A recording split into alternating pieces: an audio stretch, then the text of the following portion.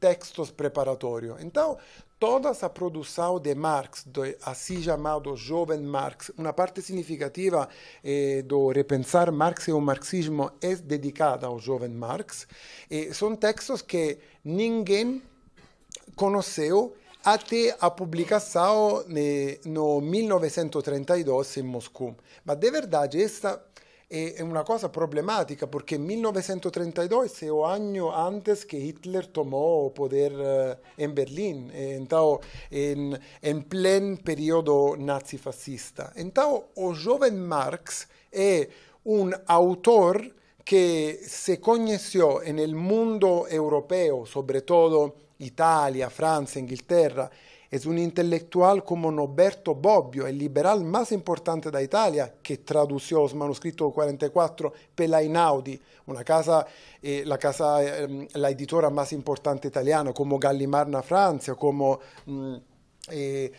otros ejemplos, más tiempo ilimitado. Entonces, Marx, o joven Marx, circula comenzando con el final de los años 40, o comienzo de los años 50, y llega mucho después en otros países. Ma este Marx é fundamental porque é um Marx que cambiou o debate do tempo. E aqui, em repensar Marx e o marxismo, há todas estas polêmicas entre as pessoas, os militantes, os pesquisadores que falavam do jovem Marx mais importante do Marx maduro, que de verdade era uma leitura ultra dogmática, ultra economicista, que deixava nas mãos da Moscou, do Instituto do Marxismo-Leninismo, do Stalinismo, a crítica ao capitalismo de Marx. Então, este Marx dos anos 40 é completamente desconhecido até os anos 50 do século depois.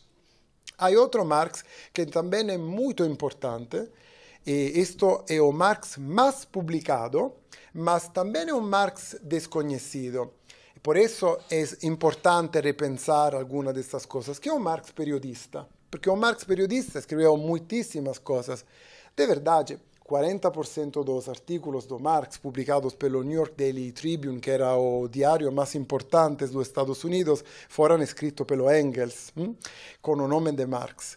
Mas esses textos foram abandonados muitos anos. Ainda são textos interessantes para a gente, para entender que achava Marx sobre os temas, questões que eram mais contemporâneas, e claramente Marx, aún muitas pessoas pensavam que não era assim, mas Marx era um ser humano, não era um Deus. Então, não era possível para Marx escrever um livro, cada questão do mundo, e também atualizar, assim que a gente pode entender, graças a Marx, a questão indígena ou a questão feminina hoje, no 2023. Marx tinha esse defeito, que era uma pessoa humana como os outros, aún muito genial e muito interessante. Então, nos anos 50, Marx começou este processo de escritura do Capital, que foi um processo complicadíssimo, porque primeiro tem já 10 e 4 anos de estudo preparatório ontem, e também porque Marx abordou o tema como uma ideia de completar todo muito rapidamente. Não foi assim. 10 anos para publicar o primeiro volume do Capital e 10 anos da vida do Engels, depois que Marx morreu, para organizar um pouco estas montanhas de manuscritos que Marx le havia deixado, pedindo-lhe à hija, à filha, por favor, dile a Engels de fazer algo com todos esses manuscritos, mas ele não podiam imaginar quantos eram estes manuscritos. Então, neste período de escritura do Capital, também um período maravilhoso de Marx de publicar o primeiro volume de Capital, também há uma coisa relevantíssima para esta rapidíssima, ruim, superficialíssima biografia intelectual de Marx que estou fazendo agora, que é a militância política de Marx. A militância política de Marx fundamental, que Marx começou nos anos 1864, com Engels que lhe fala, não te metas nisto porque não vas a terminar o Capital, e Marx entendeu que a Primeira Internacional era algo muito significativo, muito importante. Eu dediquei um trabalho a isso, que é o meu primeiro livro no português, que é Trabalhadores Unidos, que é uma antologia da Primeira Internacional. Então, Marx foi capaz de fazer atividade política e, ao mesmo tempo, pesquisa. e escrever o Capital. Agora, eu gostaria de falar, e aqui vou nos anos depois do Capital, de uma fala muito grande na literatura marxista, na literatura sobre Marx.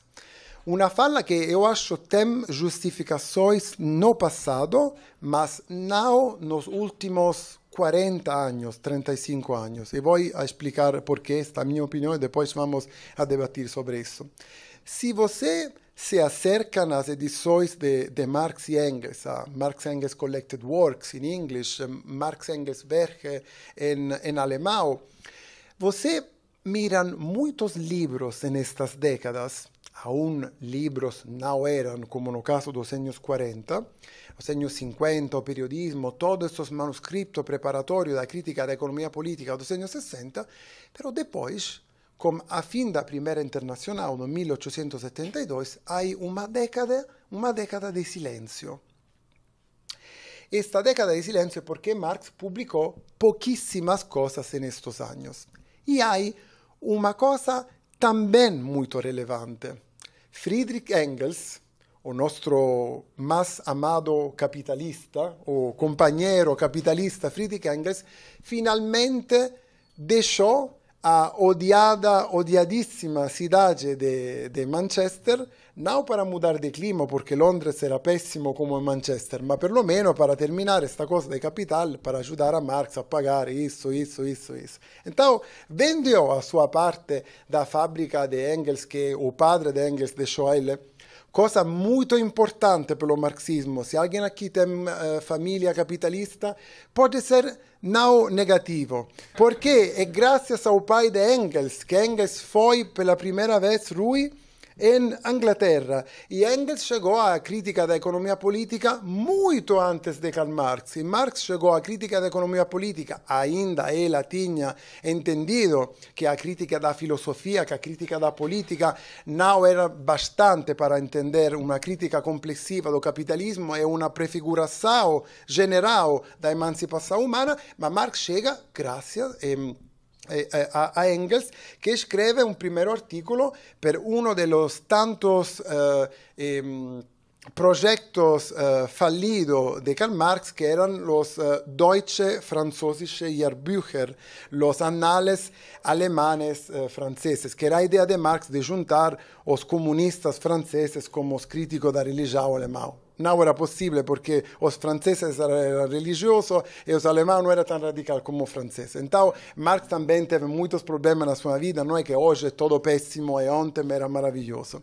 Então, Engels escreveu este livro e Engels ficou em Manchester. Então, quando Engels deixou Manchester, não há esta troca de e-mail sistemática. Marx, como estás? Friedrich, ¿me puedes ayudar con esto? Marx, ¿qué estás haciendo? Esto es lo que estoy pensando. Esto es muy importante. Entender o pensamento de Marx significa também usar muito as cartas de Marx e Engels, porque eu acho que Marx ha deixado 5 formas diferentes de escrever. Livros publicados, manuscritos preparatórios, livros publicados, artículos periodísticos, algunos fueron escritos para comprar as patatas e a farofa para comer, otros eran más importantes, hay que saber esto, hay que conocer. También libro publicado, ¿qué significa? Você tem que saber que Marx e Engels achavam que o Manifesto do Partido Comunista era um texto histórico, não é um texto como muitos comunistas leram, agora vamos a ler as respostas para todo o problema da humanidade. Não era assim. Quarta categoria são as notas ou quadernos de Karl Marx, agora vou só a falar sobre isso, e quinto, as cartas muito importantes. Engels escreveu em 12 idiomas, 12 línguas, 10 e 2 línguas, então muito importantes como formação de uma nova geração de dirigente político em toda a Europa, preparação da Segunda Internacional, também fora da Europa. Então, quando você se acerca às edições de Marx e Engels, olham um livro e nada mais sobre esta década. Todos os biógrafos de Marx escreveram Marx estaba cansado, Marx estaba enfermo, que es verdad, Marx estaba muy enfermo con una vida muy complicada. Marx estaba con dificultades teóricas, depende de personas que estaban perto de Marx o contra Marx. Eso tem una justificación, porque también a historia de las obras de Marx Engels, yo dedico el último capítulo de Repensar Marx Engels, esta historia complicadísima de los manuscritos robados. Bernstein publica esto para decir, yo tenía razón, lea esto, Kautsky toma otro trozo, esto viene de primera de la Unión Soviética, también en la Segunda Internacional se utilizaba a carta de Marx para hablar, Dios Marx dice que yo tenía razón, cortando cosas instrumentalmente como Procuste. Entonces, esta es otra historia. Mas, lo que es importante hablar aquí es que Marx tenía un método que él comenzó con 20 años, en 1838, y terminó hasta los últimos meses de su vida, que era un método de una persona que no puede hacer fotocopias de libros que leía. No solo porque Marx era pobre, sin dinero, sino también porque fotocopia no existía. Entonces, el sistema de Marx era muy loco y muy riguroso. Leer recopiar as partes dos libros que leía, escrever esto en un cuaderno de nota y muchas veces también escrever sus comentarios sobre esto. Imaginen cuántos libros fueron publicados sobre Marx y Hegel cuando estaba el libro de Marx con marginales de Marx o algunas anotaciones. Claramente esto es una parte de donde Marx del texto que Marx había estudiado. Usted tiene que pensar que Marx y Engels nunca se estudiaron en esta forma, pocas veces se estudiaron en esta forma. Las cartas de Marx y Engels es un ejemplo de esto, porque está solo Marx a Engels y Engels al Marx, como si estas dos personas estaban fuera del mundo, cuando de verdad leer las cartas de Marx y Engels, como se puede hacer ahora con una nueva mega, todas as cartas que Douglas, que Rui, que todos vocês escreveram a Marx, importantes para entender o processo de formação dos conceitos, a história política do 48, da Primeira Internacional e tudo. Então, nestes quadernos, nessas notas, 10 minutos é chegado, ainda não. Nestes quadernos, me vai relaxar muito mais, então. 15 ainda, 15 ainda. Nessas notas e nesses quadernos, há possibilidades para entender o caminho que Marx estava tomando e também quais eram as questões que Marx achava central. Algumas vezes também com preciosíssimas, importantíssimas notas e comentários de Marx. Estes quadernos começam a ser publicados em formas de no anotaciones marginales, sino de cosas consistentes, importantes, con un antropólogo, Kroder, que publicó los manuscritos etnográficos, etnológicos, disculpen, antropológicos, depende de você como quer llamar este texto, nos años 70. Yo acho que isso foi o último grupo de texto de Marx que ayudan a entender Marx en una forma nueva, en una forma consistente. Están muchas personas que trabajan en la obra de Marx que cuando encuentran una carta nueva, una página nueva, hablan de un Marx desconocido, Rui Braga no entendía nada sobre Marx, 40 volúmenes, ma esa es la carta donde você puede entender Marx. Locura purísima. Mas hay cosas de Marx que han ayudado a entender ese autor en una forma diferente. O nome Karl Marx tiene un significado diferente en la generación de Wilhelm Liebknecht, la generación de Lenin, la generación de Mao Zedong, la generación de Toni Negri. Son todos autores de Sartre, son todos autores que se forman en relación a textos de Marx, fragmentos inéditos que no se conocían antes y que salen después. O Grundrisse è un caso, no? È una critica della economia politica muito antistalinista, aberto, un texto maravilloso. Para mí ese es un tratado del concepto de libertad y democracia socialista escrito por Marx. Y otro texto que es un texto que ayudó también a entender como el concepto de alienación era central también no Marx, la crítica de economía política, está fechando este binomio joven Marx, mejor do velho Marx y todo, ma los textos de antropología de Marx, que fueron textos fundamental para él, siguiendo no solo este libro, ma sobre todo este libro, Henry Morgan, Ancient Society, un libro que Kowalewski pasó para Marx, claro que es un texto muy importante para Marx. Y a cosa engrasada y curiosa de esto es que Marx está haciendo un estudio teórico muy simil a las cuestiones políticas que Marx tenía que debatir con compañeras y compañeros que de muy longe de Rusia contactaban a Marx. Estoy hablando de Vera Zasulich. Vera Zasulich pregunta a Marx cosas sobre sociedades precapitalistas cuando Marx está estudiando sociedades precapitalistas con Ancient Societies. Ma yo seguramente sé que mis colegas van a hablar de Vera Zasulich y, sorpresa muy grande, eu no voy a hablar de Vera Zasulich. Eu voy a hablar de otras cosas que están en este percurso de redefinir Marx, de leer Marx de una forma mejor. ¿Y cuáles son esas cosas? Não é verdade que Marx parou de estudar como uma primeira acercamento, como se fala, Rui? Aproximação superficial a estes textos de Marx, a obra completa, pode, no primeiro momento, dar a pensar. De verdade, Marx não só não parou a sua pesquisa, sino Marx estendeu a sua pesquisa e estendeu as suas pesquisas a novas disciplinas. A antropologia é uma dessas, mas Marx está estudando geologia, química, fisiologia, agronomia, botânica. Hoje a gente sabe por quê, porque você não imagina o choque.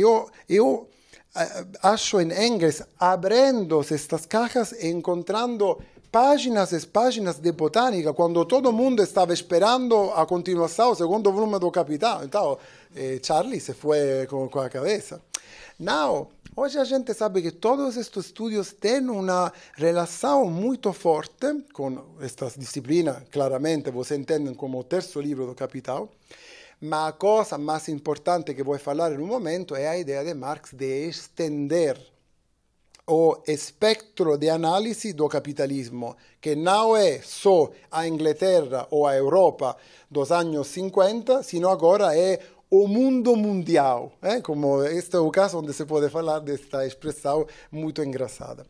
Então, Marx está expandindo a sua pesquisa, obrigado, é muito generosa também, expandindo a sua pesquisa e também escrevendo sobre áreas geográficas do mundo que antes Marx havia deixado secundária ou não central, desculpem, ou também agora Marx tem a possibilidade de ler fontes diferentes, informações diferentes. Também porque, como muitas pessoas não entendem, Marx não pode ler a crítica que a gente conhece hoje. Marx muitas vezes está lendo sobre o sul global, livros escritos por racistas, antropólogos racistas, cônsules, embaixadores. Estes são os textos, muitos dos textos que chegam. Não é como comodamente para a gente hoje ler a crítica já traduzida, já lista pelo internet. Então, Marx fez estudos de história muito sérios, muito rigorosos nos anos 50, mas aqui vai outro período de 2-3 anos de estudo da história muito aprofundido. E neste período, Marx se preocupa muito mais do sul global que no da Europa. Isso poderia ser uma exageração. Vou borrar esta parte também. Mas Estou brincando um pouco, mas é muito central a preocupação de Marx de países não europeus. Claro, Marx não tem ninguém ideia e esperança que a revolução vai começar na Inglaterra. Marx já falou, já escreveu sobre isso nos anos 60. E Marx fala, hoje tudo isso pode passar na Rússia, mas é incrível o interesse de Marx pela Índia. Marx escreveu centenas de páginas nos últimos anos da sua vida, tentando também de trabalhar uma cronologia histórica da Índia, só da Índia, Indonésia também. O interesse de Marx é fortíssimo sobre a ocupação, a colonização francesa de Algéria, a presença dos espanhóis na América Central e muitas outras coisas. Os indígenas de Austrália também há coisas assim. Eu não posso falar sobre isso, senão muito superficialmente, mas quero destacar duas coisas. A primeira, Marx critica uma pessoa que foi uma guia importante, il sociólogo russo Kovalevsky para ele, em um ponto fundamental, que é um ponto que rompe claramente com todas as pessoas, as minorias que han leído Marx e a grande maioria que não han leído Marx como muito marxista, antimarxista, que falam de Marx como um autor eurocêntrico. E eu encontrei este texto, eu me emocionei, me apaixonei lendo esta parte, que são notas fragmentárias, quando Marx escreve: querido amigo Kovalevsky, não é possível entender a sociedade da Índia com as categorias teóricas intelectuais para entender o medioevo na Europa. É um ponto central da crítica de Marx. E a segunda coisa é uma posição fortemente, claramente, é chato falar disso, só a gente tem que falar disso por toda esta literatura, este lixo que se escreve e que se fala sobre Marx. Na Norte-América, em muitos casos, também no sul global. Ou seja, que Marx não tinha posição anticolonialista, que Marx é um filho capitalista e coisas assim. Cuidado! Marx não cambia a ideia que o capitalismo é um modo de produção fundamental para que a nova sociedade exista. Isso está em toda a obra de Marx, claro.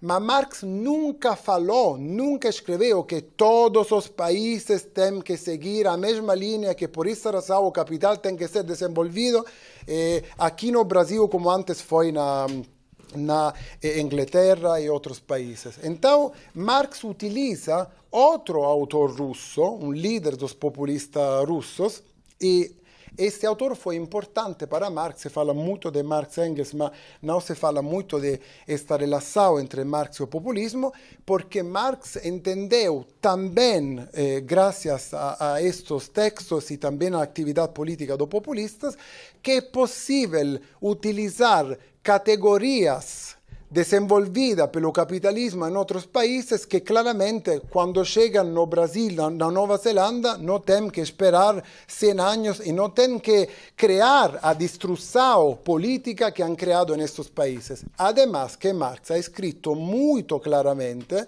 que quando os franceses chegam na Algéria, não é bom, não é coisa positiva que os franceses vão a colonizar, porque vão a introduzir categorias de propriedade privada, vão a introduzir relações políticas individualistas. É muito melhor defender a forma comunitária. Isso está escrito claramente na obra de Marx em muitas partes. Claramente, não há que fazer outro erro, pensar que Marx é Rui, um Herzen, ou seja, é panslavismo, como se a forma velha comunitária é também a mesma coisa do socialismo do futuro, porque não é, sobretudo em relação à emancipação da mulher, sobretudo a emancipação às liberdades individuais e a muitas outras coisas. Mas quando há o capitalismo que entra, que vai destruir, Marx escreve claramente, não. Marx escreve, o capitalismo na Índia não ha desenvolvido as coisas que estava prometendo, como não desenvolvi nos últimos 30 anos, depois do muro de Berlim. O capitalismo solo ha aumentado a escala da destruição política, da crise econômica e tudo isso. Então, há um Marx que se focaliza muito sobre o sul global e que tem uma posição muito clara. Vou falar de uma coisa mais, se posso, porque isso é Marx que fala muito da questão de gênero. Questão de gênero é escrita em 1881, Marx não fala que a gente tem que ter o tatuagem, a coisa, no, é 1880, 1865, mas se falam desta coisa. Ademais, porque Marx vem de uma tradição, que é a tradição socialista, que é muito diferente do que se escreve sobre o socialismo hoje. Porque hoje se escreve que o socialismo é uma ideologia solo do proletariado, da fábrica, que solo lhe interessava no socialista o conflito entre capital e trabalho. Quando o socialismo tem correntes em tendências fundamentais, Saint-Simonianos, Fourierista, a ideia que a emancipação da mulher é a questão central para entender o nível de emancipação da sociedade na sua generalidade. E Marx conhece isso muito.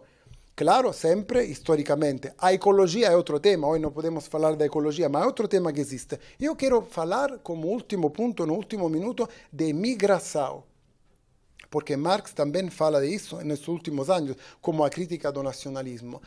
Marx se interessa a um evento que ninguém conhecia na Europa. Mas olha Marx que vai fazendo, porque Marx está, deixado aberta esta parêntese e tenho que fechar.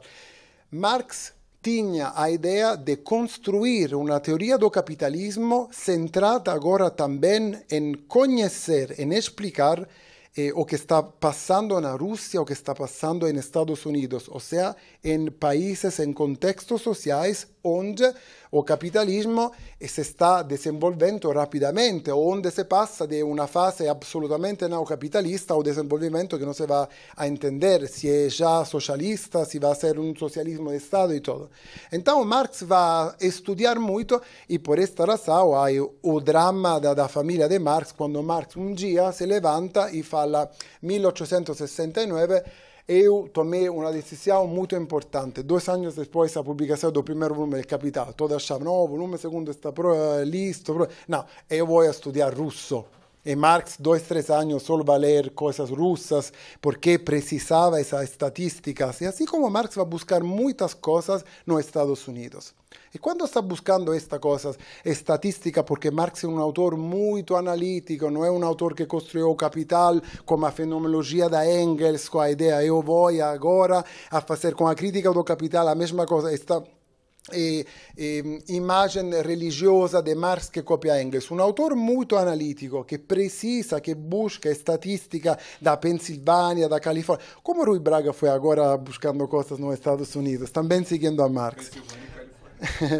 Então, Marx está lendo do Pogrom, Marx está lendo de dirigentes racistas americanos, políticos, que estão montando em São Francisco, no 1877, uma luta violenta para expulsar os trabalhadores chinos de São Francisco, falando com eles que a culpa porque eles têm um salário muito baixo ou porque têm um trabalho precário não é do patrão americano, sino é do chino, do migrante chino. E Marx escreve: cuidado com isso, esta é uma questão fundamental. Como antes, Marx fez a mesma coisa entre trabalhadores da Irlanda e trabalhadores ingleses, colocando como presidente da Internacional um irlandês em Londres. Escândalo mundial, escândalo.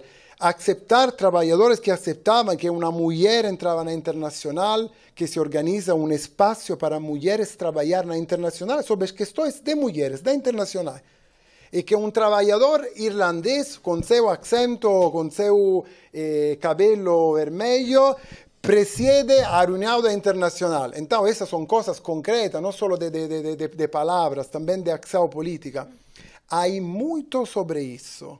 E acho que isso é interessante para resgatar esta imagem do velho Marx, que não só continuou a estudar, a pesquisar criticamente, sem publicar muitas vezes com este espírito autocrítico mesmo do jovem Marx, sino também a falar de novas coisas, e estas novas coisas estão no centro do debate hoje, do debate contemporâneo. Estou muito de acordo com o que falou você.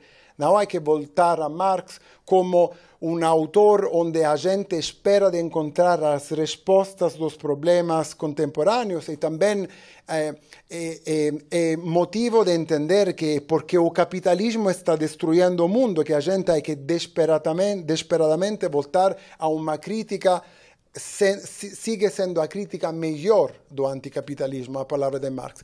Mas se você lê a Marx, a crítica da economia política, você tem uma pista para entender, um caminho para entender o centro da questão. Isto eu acho que Marx oferece hoje a vocês, os jovens que estão aqui. Entender o centro da contradição, o centro do problema, e não perder com fragmentos ou com divisões questões que estão vinculadas ao capitalismo, ao modo de produção, mas não ao modo de produção entendendo como solo a fábrica ou só capitalismo como produzir as coisas. Porque Marx fala que o capitalismo é uma coisa muito mais grande, uma totalidade de relação social. E nesta forma que eu acho que o velho, moro, barbudo, como vocês querem falar, tem muitas coisas para ensinar-nos. Obrigado. Obrigada, Marcelo. Eu vou passar... Só um segundo.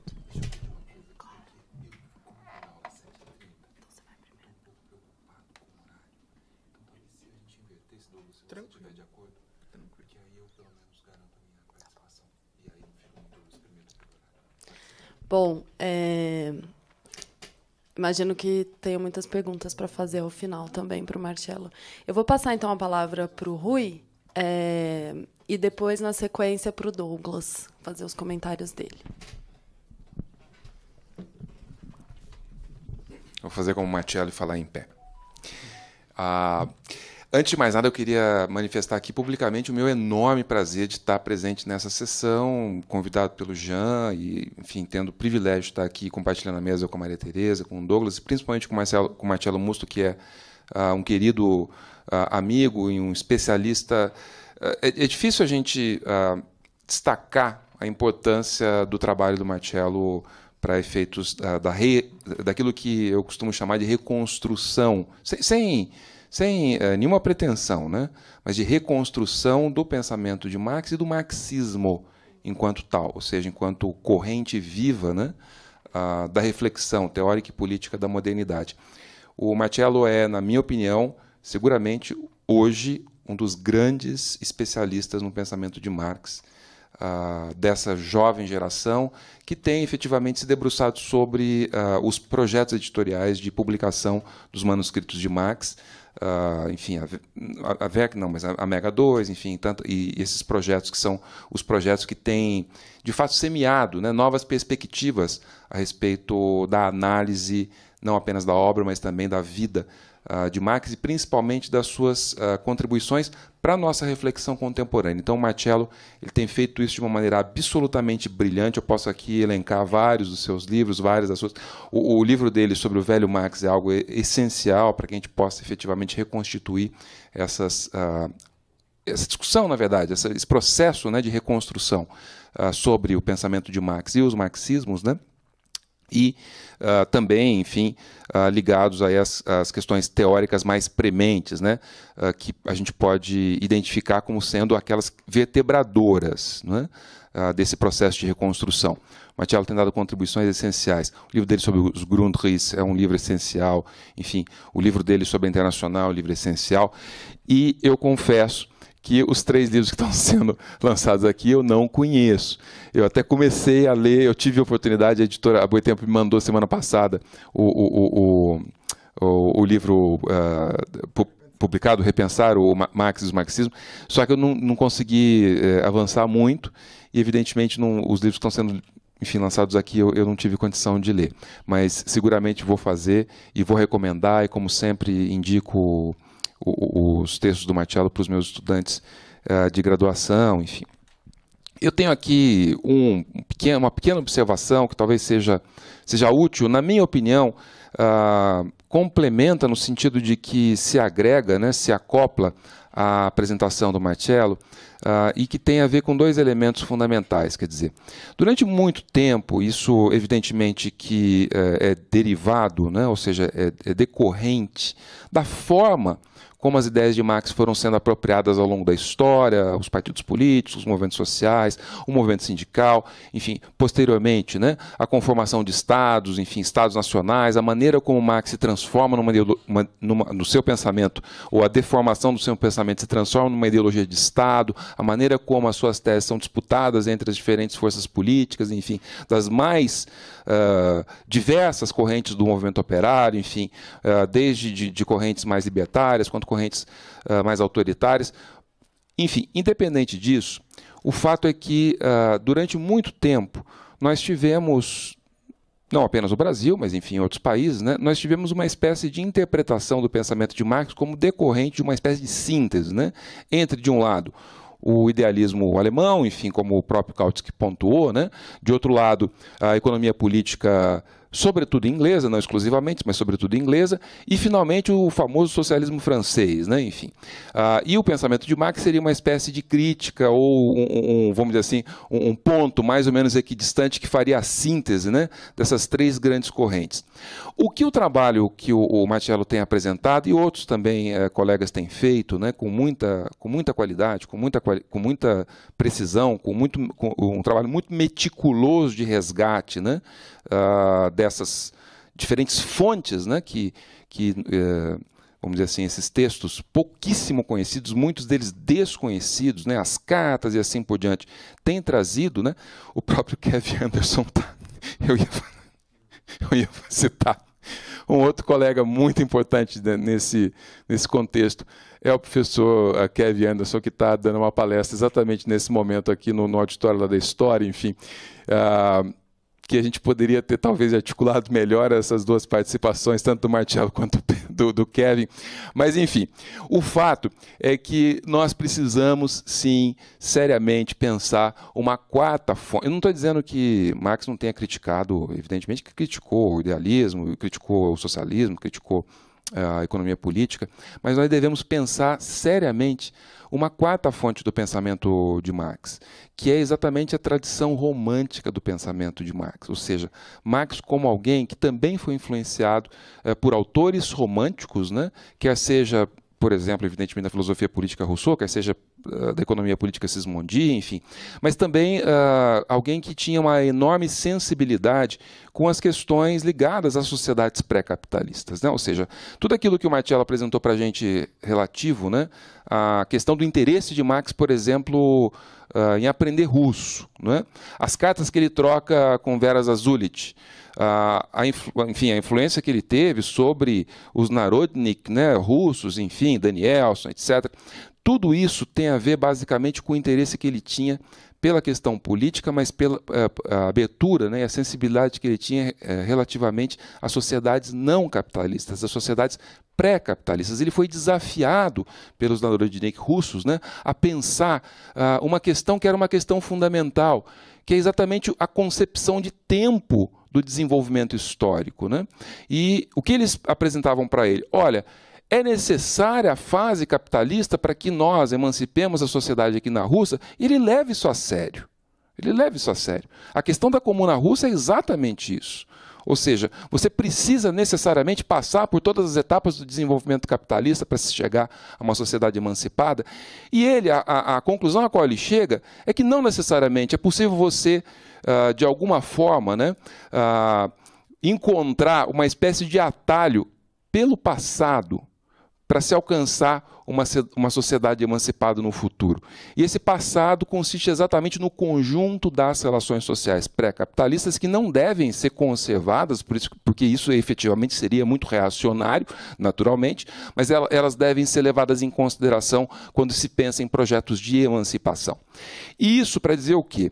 Isso para dizer que muito do esforço criativo, por exemplo, do marxismo na América Latina, ele se deu apesar de Marx, ou seja, apesar do desconhecimento do pensamento de Marx. Quando você Pega um autor como Mariátegui, por exemplo. Ele não tinha acesso a nenhum desses textos, ele não conhecia absolutamente nada disso, e ainda assim ele trouxe essa discussão sobre, vamos dizer assim, o potencial emancipador das relações sociais pré-capitalistas em sociedades, como é o caso da sociedade andina, para efetivamente impulsionar um projeto criativo, alternativo, emancipador, radical de sociedade futura, né? Ou seja, de emancipação socialista da sociedade peruana e, enfim, andina de uma maneira mais ampla, né?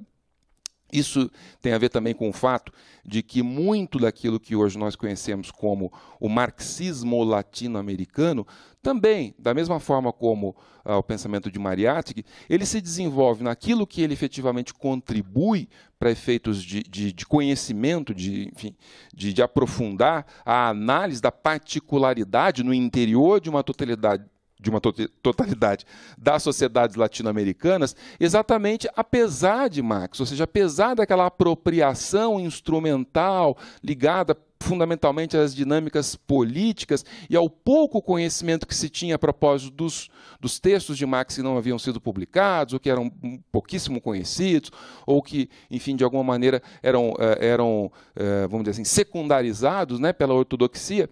Isso também se faz apesar desse Marx que foi instrumentalizado pelas forças políticas tradicionais, né? Ou seja, quando você pensa, enfim, autores que, de alguma maneira, se debruçaram sobre, inclusive autores brasileiros, que se debruçaram sobre o Capital, mas que efetivamente tiveram que se desvencilhar daquela ortodoxia, daquela temporalidade, vamos dizer assim, muito rígida, e, sobretudo, de um aspecto que era a ênfase, por exemplo, em algo que, à época, tendo em vista o pós-Segunda Guerra e o desenvolvimento do capitalismo na região, se dava como algo relativamente natural, que era o processo de industrialização, que só tinha uma única direção, que iria emancipar do atraso as sociedades latino-americanas, e essa emancipação se daria exatamente pela homogeneização da classe trabalhadora, ou seja, você teria, com o avanço das relações industriais, uma classe trabalhadora cada vez mais homogênea.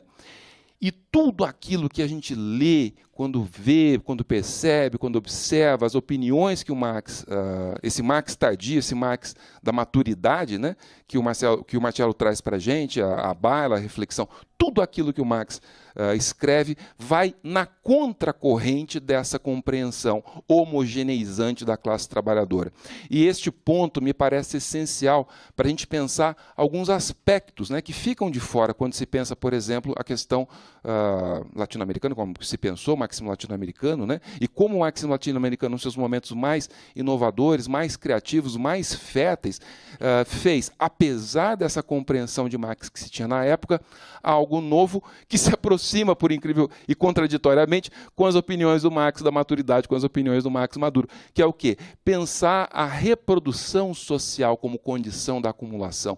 Isso abre todo um potencial de investigação a propósito das sociedades capitalistas, a particularidade das sociedades capitalistas que efetivamente se veem, né, envoltas em relações sociais pré-capitalistas ou em relações sociais não capitalistas, né? Então a questão da reprodução se torna algo absolutamente essencial.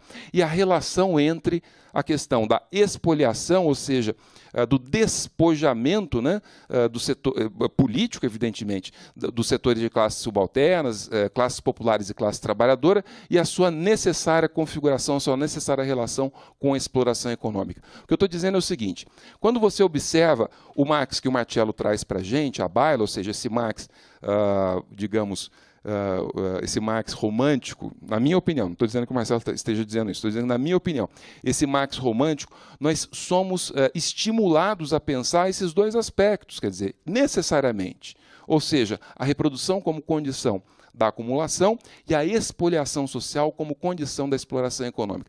Sem isso, não é possível avançar numa agenda efetivamente investigativa, plural, vamos dizer assim, fértil, né, a propósito da particularidade realidade de sociedades como a nossa. Mas não apenas, porque isso aí hoje em dia já é algo que é possível perceber no mundo todo, ou seja, o marxismo latino-americano, a despeito desse desconhecimento de Marx, né, desse Marx da maturidade, desse Marx envolvido aí efetivamente com as sociedades pré-capitalistas, ele conseguiu contribuir exatamente nessa direção, ou seja, pensando a particularidade a partir dessa relação com as questões trazidas pela remanescência, pela permanência de relações sociais pré-capitalistas. E com isso eu queria dar um último recado que talvez, enfim, eu nem devesse dar, enfim, eu nem devesse fazer essa observação, mas contando uma história muito rápida, né? Enfim, alguns anos atrás eu ajudei a organizar aqui na USP um seminário que tinha por objetivo pensar de forma crítica, né, a questão do pós-colonial, das tendências e tradições pós-coloniais, da crítica pós-colonial, decolonial, anticolonial e assim sucessivamente, tendo em vista o fato de que isso não é uma questão simplesmente acadêmica. Eventualmente pode até ser, não estou dizendo que não seja, porque existe uma dinâmica de competição no interior da academia e muitos daqueles que se constituem como críticos pós-coloniais, anticoloniais, decoloniais, enfim. E muitas vezes essas confusões entre uma condição pós-colonial e uma teoria pós-colonial também essas confusões acabam fortalecendo ou reproduzindo, por assim dizer, essa discussão política dentro da academia, mas não é apenas uma questão acadêmica, entre outras coisas, por quê? Porque a crítica de Marx é perfeitamente identificável com a crítica à condição colonial e é perfeitamente apta a compreender a condição colonial, a condição pós-colonial, a condição dos povos colonizados, a condição da opressão colonial e a condição, fundamentalmente, daquilo que está na base dessa discussão toda, que é a reprodução permanente do processo de racialização dos povos, das classes subalternas e dos setores trabalhadores. Então, o pensamento de Marx é perfeitamente compatível. Existe uma longa tradição do marxismo negro que tem sido resgatada, inclusive publicada agora no Brasil mais recentemente, com Cillard James, enfim, Roger Cox, tantos outros autores, que é muito importante trazer para a nossa discussão aqui, com o Clóvis Moura, com Abdias, com tantos outros autores que são efetivamente marxistas negros, né, e que deram a sua contribuição no seu tempo, no seu momento, tendo em vista as suas particularidades, alcances e limites, mas que fundamentalmente se somam a essa discussão que a gente está trazendo aqui, essa pluralização de Marx, né, tendo em vista os seus múltiplos interesses que acabaram avançando numa direção, em várias direções, mas numa direção que é importante resgatar. E por que eu estou dizendo isso? Porque muito daquilo que a gente percebe hoje, né, e eu estou dizendo, evidentemente, que é uma posição muito particular, e estou tentando não generalizar, ou pelo menos não pretendo generalizar, mas quando a gente observa a crítica decolonial e a crítica daqueles autores pós-coloniais com os quais, enfim, com os quais a maior parte dos acadêmicos dialoga, né, a gente percebe vamos dizer assim, a necessidade de trazer Marx para essa discussão. A necessidade de trazer Marx para essa discussão. Por quê?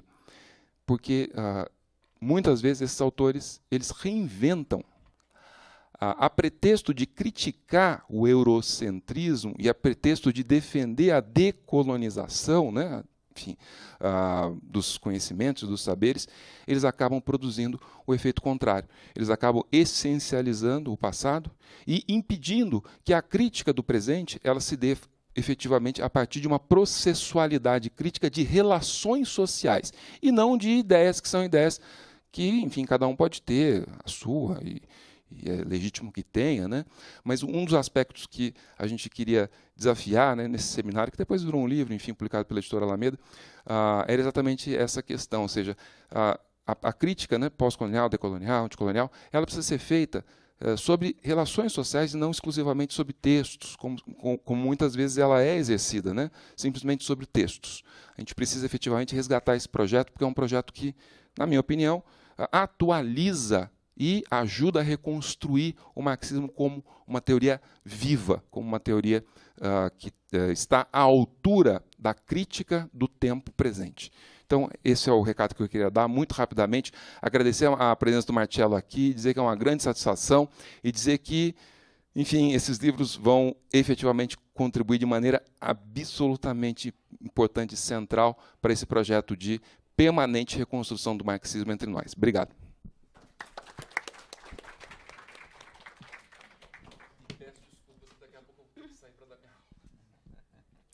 Obrigada, Rui. Então, vou passar a palavra agora para o Douglas. E se alguém quiser fazer perguntas, ao final, pode fazer, tá bom? Bom, vou começar com uma anedota antes de iniciar propriamente a minha fala. Claro, boa tarde, né? Quero agradecer o convite feito, né, o Jean. É um prazer enorme, né, compor a mesa. Putz, são pessoas que eu admiro e que, de certa forma, fazem parte do meu solilóquio crítico, né? Mas eu vou contar uma anedota antes, tá? E depois eu vou para fala, que é... Bom, é conhecido a ideia de que Horkheimer, né, Horkheimer e Adorno, sobretudo Horkheimer, ele foi um dos principais influenciadores na disseminação de Freud na Alemanha, né? O Horkheimer, ele ajudou, né, a constituir lá a psicanálise na Alemanha, enfim, em Frankfurt. E uma das anedotas que contam a respeito de Horkheimer é a seguinte, que o Horkheimer, ele foi fazer análise, né, assim que chegou o psicanalista freudiano lá na Alemanha, ele foi fazer análise, só que ele só tinha uma demanda em vista, que era, ele não conseguia dar as aulas dele sem o texto. Então ele levou isso para a clínica, falou, olha, estou aqui porque eu queria me livrar do papel, né? E, bom, por alguma coisa, ele conseguiu se livrar do papel e encerrou a análise ali, né? No meu caso, eu já faço 9 anos de análise e eu não me livro do papel, então a filosofia tratou de aumentar a minha neurose, né? Então eu vou utilizar o papel, mas claro, né, diante da chatice, que era só ler o texto, eu tento escrever a maneira da fala, né? Então, com uma certa oralidade, para não fazer vocês dormirem. Bom, então, quero dizer, né, que é um prazer poder fazer um breve comentário sobre a obra do Marcello, né, e participar desse lançamento de um autor que, sem dúvida, traz elementos importantíssimos para a interpretação da obra de Marx, que esteja, inclusive, à altura dos desafios do século XXI. Né? Então, hoje eu vou me centrar aqui na obra Repensar Marx, né? Que, inclusive, está sendo lançada pela editora Boitempo, e eu vou tentar apresentar uma leitura dessa obra que cative o desocupado leitor, né? E que consiga transmitir, no breve tempo que eu tenho aqui, o esforço do Marcello de nos apresentar entre aspas, aí um outro Marx. Eu vou falar um pouco disso, né? Daí, antes de começar, também quero convidar vocês para darem uma olhada, depois, se quiserem, no blog da Boitempo, porque lá eles fizeram um guia de leitura para repensar Marx, então pode ajudar quem depois se interessar pela obra, né? E aí eu vou dar início, então, a esse comentário, escolhendo algo um pouco não usual, que eu vou começar pelo fim do livro, né? Tentando embarcar na pergunta que está lá no fim, que é, há um outro Marx? Essa pergunta está lá e a gente sabe que ela é uma fonte que abre caminhos para múltiplas interpretações, inclusive grandes equívocos, né? Se não tiver algum cuidado. Então, minha fala vai ser dividida em 2 pontos. A primeira, qual o sentido de perceber que há um outro Marx? E a segunda, como para sustentar a primeira, que para sair das armadilhas a gente deve se tornar leitores sérios e compromissados, né, com o pensamento de Marx, né? Então eu vou começar pela primeira, né? Quer dizer, há um outro Marx? E aí, para mim, o valor dessa pergunta, ela repousa na possibilidade que a gente tem, de através dela, de desnortear um senso comum que se construiu historicamente, né, acerca de Marx. Né? E esse senso comum aponta para o Marx como sujeito, primeiro, do acabamento, né, que terminou, né, as suas obras, inflexível, muitas vezes, dogmático, cientificista, né, e teleológico, e por aí vai. Né? Quer dizer, isso por um lado. Por outro lado também, né, é muito comum de que, ao se pôr o questionamento sobre quem foi Marx, né, e ao tentar responder esse questionamento, se resvale na ideia de que quem faz a pergunta queira salvar Marx de si próprio. Né? Como se isso realmente fosse algo necessário. Agora, veja que interessante, né? Só há um jeito de escapar dessa armadilha, e aí ela reside num estudo sério e rigoroso, e é exatamente isso que o Marcello apresenta no Repensar Marx. Né? Quer dizer, sem cair na armadilha de querer fazer a interpretação definitiva do pensamento de Marx, né, o Repensar Marx ele é um convite para desconstruir um certo horizonte construído pelas experiências do século XX. Experiências que chegaram a um ocaso, né, e aí eu estou falando do socialismo, do assim chamado socialismo real, né, que chegaram ao ocaso, mas que, mesmo diante do ocaso, elas não conseguiram levar o pensamento de Marx para a cova. E a gente sabe que o interesse em Marx, né, ele vai se redobrar nas 2 últimas décadas que a gente viveu, e isso também levou a uma redescoberta do seu pensamento noutros marcos, que se baseia, como vai dizer Marcello, né, na capacidade explicativa do presente. Então Marx retorna porque, a despeito das múltiplas respostas, né, que tentaram se dar, ele continua ainda como um horizonte inescapável se a gente quiser entender minimamente o que ocorre, né, nisso que a gente chama de mundo capitalista. Então, ele segue sendo esse instrumento indispensável, né, de compreensão, mas não é uma compreensão meramente filosófica, né, mas que leva à tentativa de transformação do horizonte social. Então, esse renascimento também do Marx, né, da crítica, faz parte de uma tentativa também de repensar o horizonte de um capitalismo fim de linha que fez sucumbir, inclusive, interpretações ditas progressistas, né, que também entraram em declínio. E aí, bom, aqui acredito que a partir do ocaso do próprio neoliberalismo, embora o neoliberalismo ainda não tenha entrado num ocaso enquanto resposta para o capitalismo, porque enfim, ele empurra a crise para frente, né? Joga para frente, nem deixou de ser um horizonte que organiza a visão de mundo, mas é interessante como a partir de 2008, né,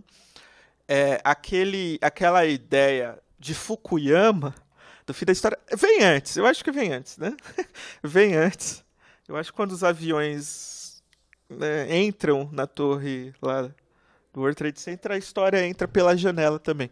Mas, enfim, é interessante como o caso dessa nova forma, desse novo espírito do capital, ele levou também a uma reaproximação crítica com o pensamento de Marx. Agora, a grande questão é que o que a potencialidade desse renascimento de Marx evoca para nós hoje?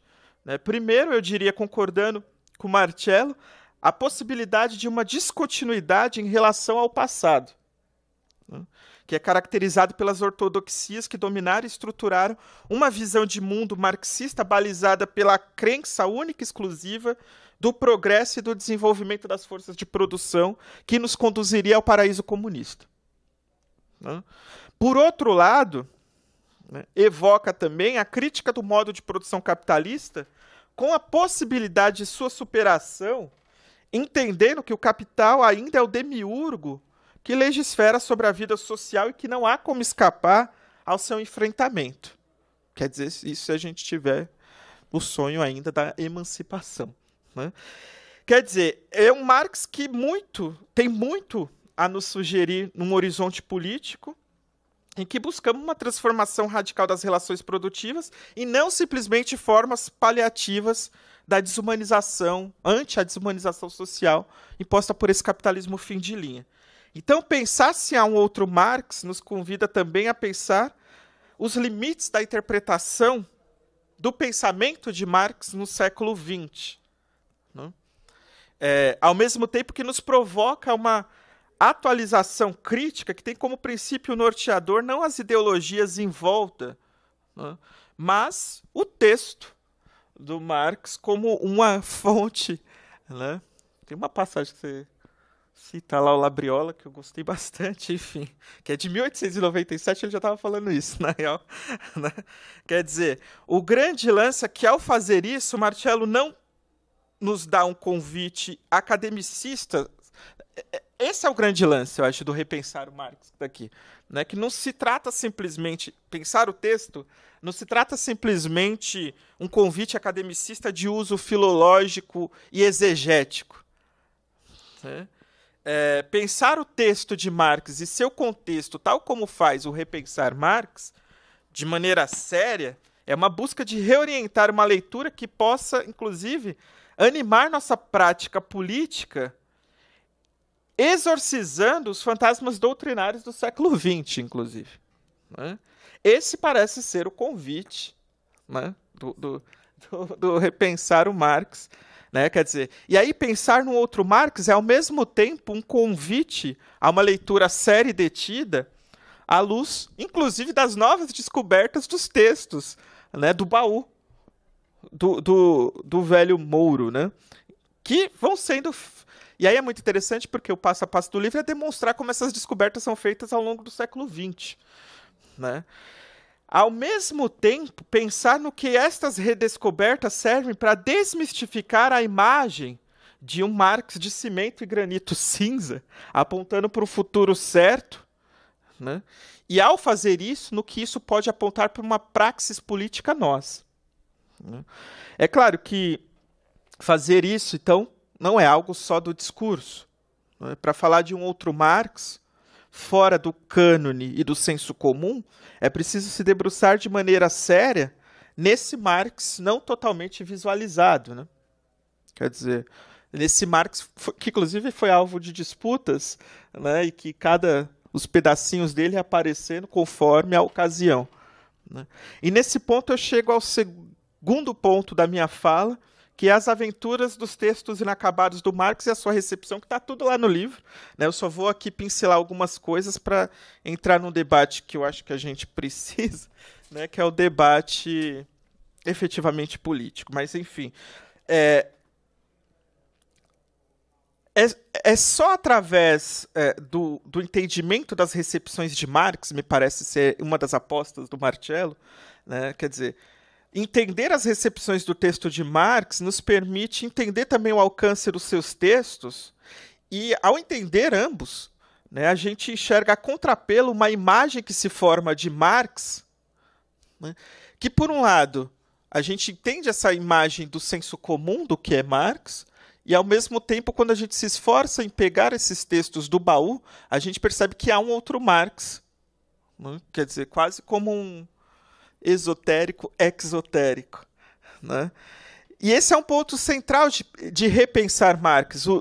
Primeiro, o desnudamento das recepções da obra e de seus estudos inacabados. E depois, aquilo que fizeram de ambos. Né? Então, antes de seguir, eu vou fazer uma confissão. Né? Tem um capítulo, que é o 6 ou 7, que me deixou muito angustiado, esse capítulo. Né? Que é o capítulo... Eu, assim, achei fantástico, né? Porque, enfim, eu já li muitas biografias de Marx, né? Assim, inclusive uma que não é feita por marxistas, que aí eu acho, inclusive, enfim, não vou... Mas eu acho sincera e... Enfim, mas essa passagem ali no capítulo 6 ou 7 é o capítulo que você vai evidenciando bastante o sofrimento de Marx com Capital, na escrita mesmo. E me angustia porque na escrita a gente tem de maneira muito interessante a atmosfera da vida de Marx. E, na verdade, é tão legal esse capítulo, né, porque parece realmente as dores de um parto. Você fala, entrega logo.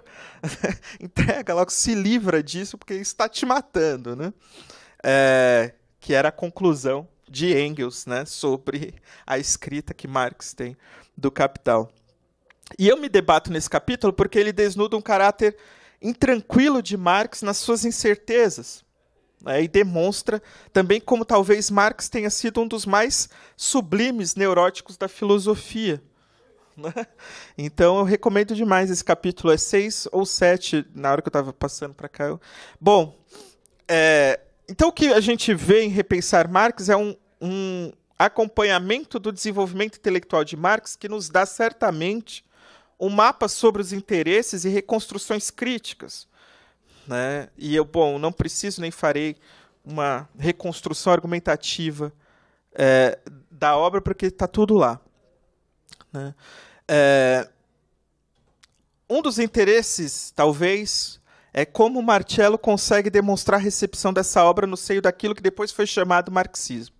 Né? Em primeiro lugar, a demonstração do diálogo crítico de Marx e sua época nos mostra que Marx muito cedo se convenceu de que o poder material tem de ser derrubado pelo poder material. Parece óbvio, né? Mas olha que interessante, né? Não adianta descobrir a dimensão alienada se ao mesmo tempo não se agir pela efetiva supressão da materialidade que condiciona essa alienação. Né? E aí quem me conhece sabe que isso tem ecos importantes para mim, porque são ecos fanonianos. Né? No sentido de que quando Fanon pensa a dimensão alienada do negro na clínica, né, ele sabe que a clínica por si não dá conta dessa condição. Né? Porque essa condição é gerada na materialidade da produção da vida social. Né? E vejam como isso já está em Marx. Né? Quer dizer, por isso que a clínica do Fanon não se dete no divã. Né? Não tem como.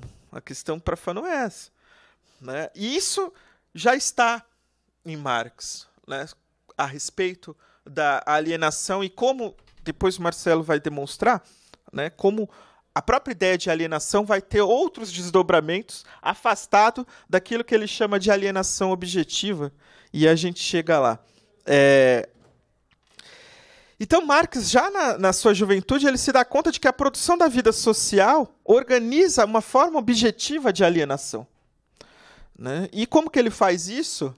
Aí, esse é o lance. Ele sai daquele hegelianismo, né, que via no Estado a forma encarnada do espírito e passa a observar que o Estado foi concebido como esfera determinada e não determinante das relações entre os homens.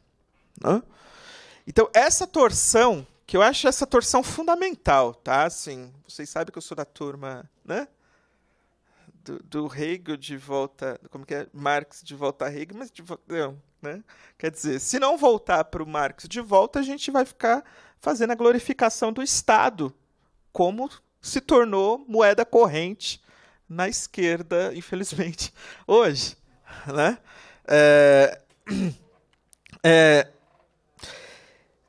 E essa torção, né, que vai constituir o pensamento de Marx, permite que ele reconstitua a própria interpretação sobre a realidade social. Né? Só que, para a gente capturar a dimensão dessa inventividade crítica, Musto vai retirar alguns problemas que vão se evidenciar na consolidação de uma cisão famosa que é entre o velho e o novo Marx. Né? E que você chama isso de o mito do jovem Marx. Os altosserianos caem os cabelos. Que é um mito que todos nós conhecemos, né? E que no departamento francês de ultramar, que é aqui, ressoou muito, né? E que talvez tenha se consolidado pela linha altosseriana. Né? Aliás, no capítulo 3, que fala do mito, há muitos autores, eu convido Marcello a conhecer um membro da Sagrada Família Uspiana, né, que é o jovem Gianotti, que esse valia a pena mesmo quando era jovem. Né? Que num texto muito interessante chamado Contra Althusser, ele vai dar uma resposta, uma elaboração crítica muito interessante, né, e que, a meu ver, ainda permanece de pé, né, é bem robusta, enfim. É claro que o texto que vai iniciar essa ideia de uma cisão entre o jovem e o velho Marx, como você mostra, os manuscritos econômicos filosóficos que você data, né, 1932, né, que é uma concepção filosófica de Hegel, Feuerbach, com a crítica do pensamento, quer dizer, ele está manejando um arsenal. Né? E o sucesso dessa obra se dá justamente porque ela aparece num contexto de uma possível resposta ao recrudescimento doutrinário do marxismo-leninismo. Né? Então, a desmistificação dessa ideia, inclusive, né, desse jovem Marx desligado, né, nos ajuda a organizar uma visão sobre as contradições que impulsionam a crítica de Marx, para além do fla-flu envolto no seu pensamento, né? Bom, enfim, mas o que o Repensar Marx nos ajuda? Bom, eu diria que ele nos ajuda a pensar sobre aquilo que anima os estudos de Marx e, ao fazer isso, nos entrega um Marx que, longe do dogmatismo ortodoxo, abria-se sempre às críticas e era um implacável crítico de si, né? Neurótico, de fato. Né? E aí, lutando contra uma miríade de economistas burgueses, contra o neo-hegelianismo, que descartava do horizonte o processo de concretude histórica, a gente pode até discutir se isso está em Hegel mesmo, né? E muitas vezes contra os socialistas da sua época, o Marx muitas vezes reafirmou a especificidade histórica do modo de produção capitalista, e isso é algo central, né? Porque, bom, ao fazer isso a gente se dá conta de que o capitalismo não era o único estágio da história da humanidade, nem o último. E isso ele está no diálogo crítico com a economia burguesa. E aí tem uma coisa que eu acho que isso aqui vale a pena ressaltar, que é o Marx rejeitava uma simetria entre a ordem lógica e a ordem histórica. Né? Quer dizer, ele via a lacuna que separava ambos e, por isso, o momento histórico era decisivo para o entendimento da realidade. Enquanto o lógico, né, tornaria possível conceber a história como algo além de uma simples cronologia de eventos. Né? Percebam que nessa conclusão há algo afastado daquele dogma teleológico, né, de resolução dos conflitos por si, né, para uma passagem interessante de um outro Marx que aparece aqui de esguelha, né, que é a recolocação do indivíduo no curso histórico junto com as contingências. Né? Então, ao ir desnudando o caráter dos estudos de Marx, Marcelo vai nos entregando o Marx que recua e avança diante de suas formulações e impõe a elas um grave escrutínio crítico, fazendo com que emerja uma nova figura. Né?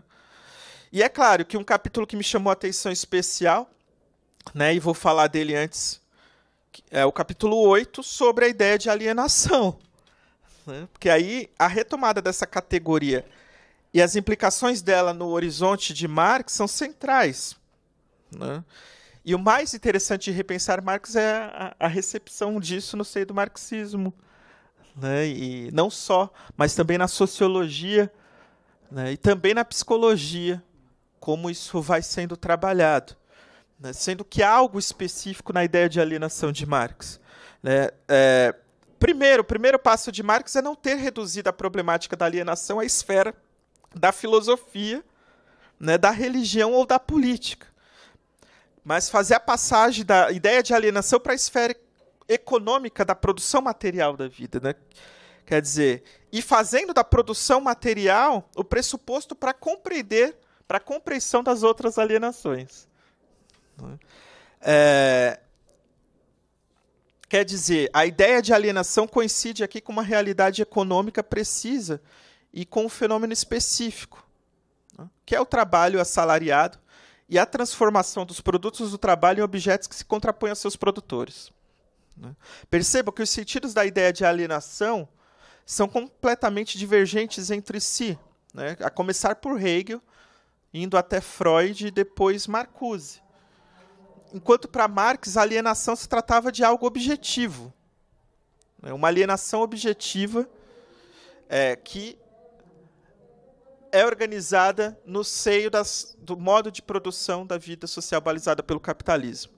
E aí, mesmo Fromm, né, ele deixa de atribuir a devida importância à ideia de alienação objetiva. Quer dizer, o que é alienação objetiva, então? Isso aqui é um conceito do Musto, sei lá. Mas a ideia objetiva é aquela do trabalhador na atividade de trabalho em relação ao produto do seu trabalho. Então, do que a gente está falando quando a gente fala de alienação em Marx? Justamente dessa alienação na relação de um trabalho que coisifica o seu produtor.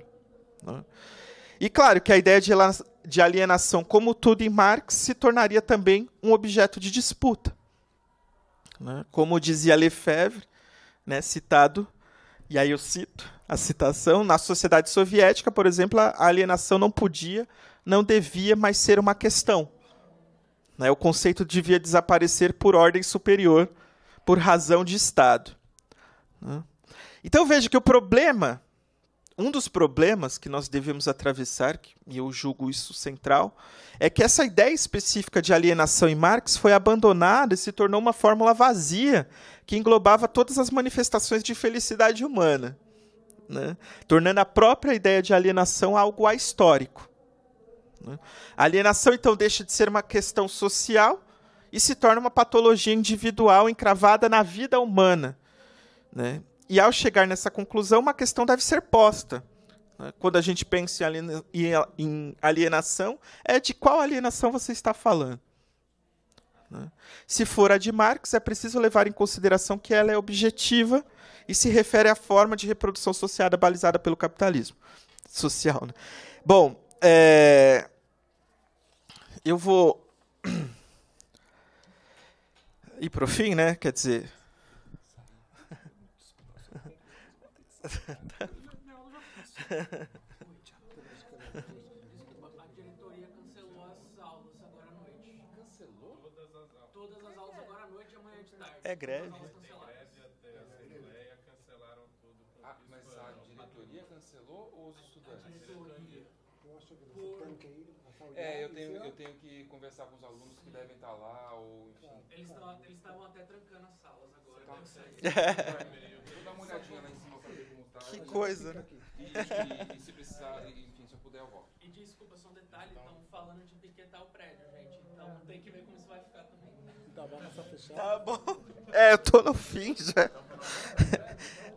Bom, eu vou... Bom, eu vou encerrar então meu comentário, pensando no capítulo 9, porque me parece um dos instigantes para pensar esse Marx hoje, que trata das correspondências que Marx trocou com Vera Zasulich, e o interesse final de Marx na Rússia, porque eu acho que aí sim a gente encontra algo ali para pensar a dimensão política atual mesmo, quer dizer, a recepção de Marx agora, depois do colapso do colapso.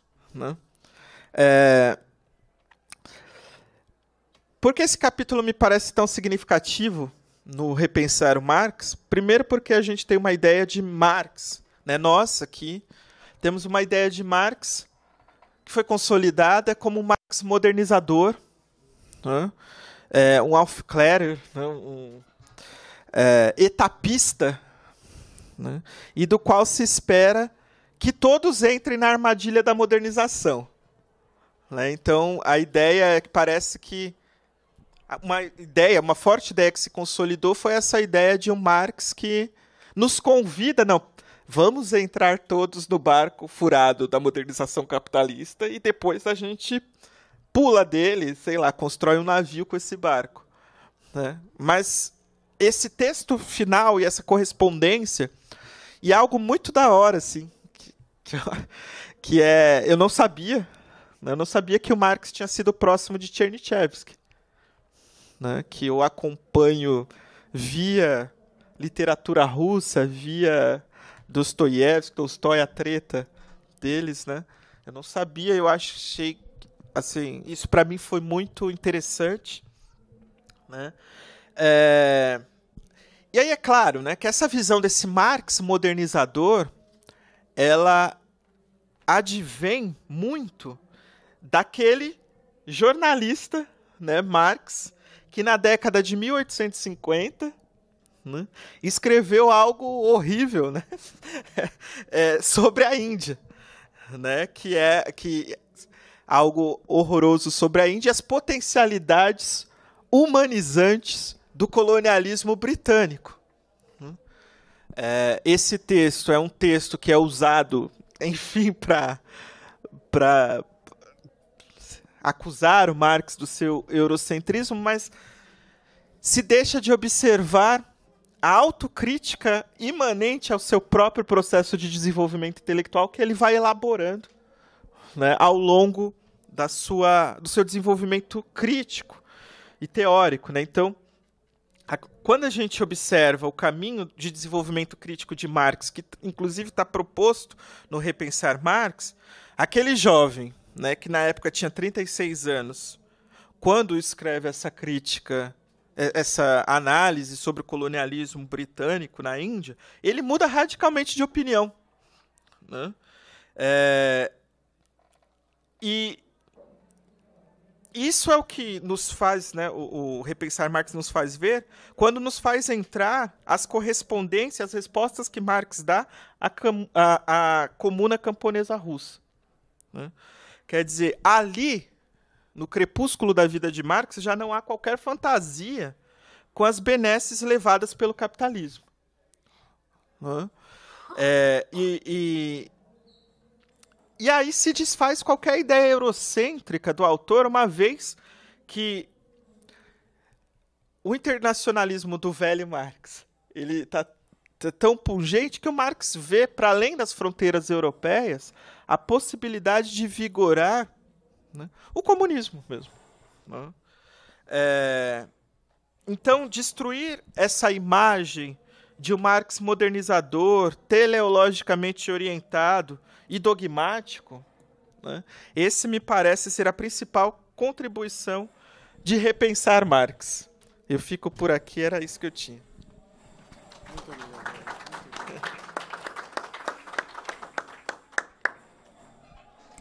Bom, agradeço, Douglas, pela fala. Não sei se o Marcelo quer fazer um comentário final. Eu acho que deve estar todo mundo... Eu, pelo menos, estou extremamente desconfortável aqui nesse momento. Acho que seria o caso da gente ver, né, ver se o Marx está movimentando alguma coisa lá fora. Mas, Marcelo, claro, eu passo para você fazer o seu comentário final. Agradeço a presença de todo mundo e até breve. Eu só quero agradecer a Maria Teresa muito pela sua moderação.